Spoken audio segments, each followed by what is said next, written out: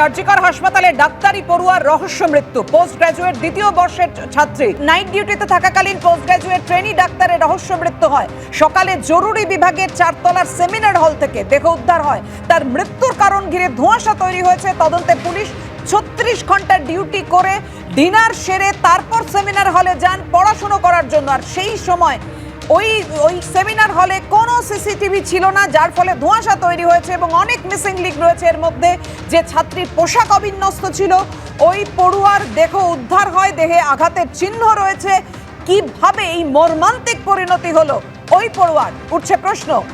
ম্যাজিস্ট্রেটের নেতৃত্বে তদন্ত হবে, নিরপেক্ষ জায়গায় হবে ময়না তদন্ত। হাসপাতাল কর্তৃপক্ষের তরফে এমনটাই জানানো হয়েছে।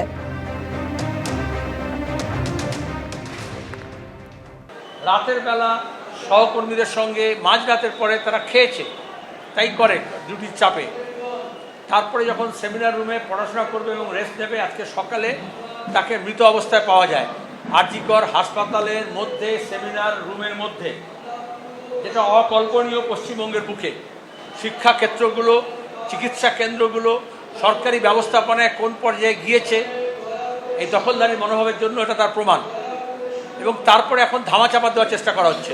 শূন্য দ্রুত আপনাদের ডাকা হয়েছে, সেখানকার চিকিৎসক, তার সহকর্মীরা, তার সহপাঠীরা তারা প্রতিবাদ করছে।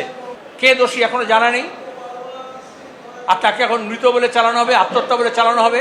খুন হয়েছে, খুনের আগে আরও কিছু কাণ্ড হয়েছে। খুবই সন্দেহজনক অবস্থায় মৃতদেহ পাওয়া গেছে। গোটাটা ভিডিওগ্রাফি দরকার।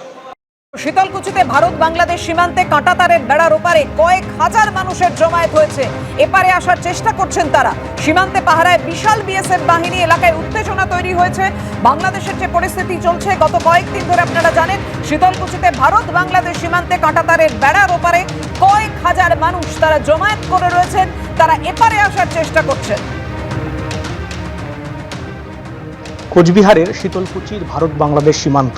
আজ সকাল 10টা নাগাদ এই সীমান্ত দিয়ে প্রবেশ করার চেষ্টা করে বাংলাদেশিরা। এখনও দেখা যাচ্ছে যে ফেন্সিংয়ের ওপারে কিন্তু প্রচুর বাংলাদেশি নাগরিক তারা জড়ো হয়ে আছে। সেখানে একদম জিরো ল্যান্ডে তারা পৌঁছে গেছে। হ্যাঁ, জিরো ল্যান্ডে তারা পৌঁছে গেছে এবং বিএসএফ জওয়ানরা কিন্তু তাদের ঘিরে রেখেছে যাতে কোনো ক্রমেই তারা ভারতে প্রবেশ না করে। এবং এই এলাকাটি যেটা দেখাবো এখন আপনাদের, যে পুরোপুরি একেবারে ফেন্সিং এলাকা, এই এলাকা দিয়ে কিন্তু আজকে সকালে ঢোকার চেষ্টা করে কয়েক হাজার বাংলাদেশি। এবং ইতিমধ্যেই কিন্তু যেটা দেখা যাচ্ছে যে প্রচুর মানুষ এখনও কিন্তু অপেক্ষা করছে এবং তারা বিভিন্ন স্লোগান দিচ্ছে সেখান থেকে। সব মিলিয়ে বিভিন্ন রকম স্লোগান তারা শাউটিং করছে এবং প্রচুর পরিমাণে বিএসএফ মোতায়েন করা হয়েছে। বিএসএফের পাশাপাশি কিন্তু রাজ্য পুলিশের আধিকারিকরাও কিন্তু এই সীমান্তে এসে পৌঁছেছে। সব মিলিয়ে সীমান্তে কিন্তু ইতিমধ্যে উত্তেজনা ছড়িয়েছে এই ঘটনাকে কেন্দ্র করে। যদিও এই সীমান্তে কাঁটাতার থাকায় কিন্তু যারা ভারতের আসতে চাইছে তারা কিন্তু এখনও পর্যন্ত তারা ঢুকতে পারেনি এবং প্রচুর বিএসএফ রয়েছে যাতে কোনো ক্রমেই তারা এদেশের সীমানা অতিক্রম করে ঢুকে না যায়। ক্যামেরায় শুভ সাহার সঙ্গে শুভেন্দু ভট্টাচার্য, এবিপি আনন্দ, কোচবিহার।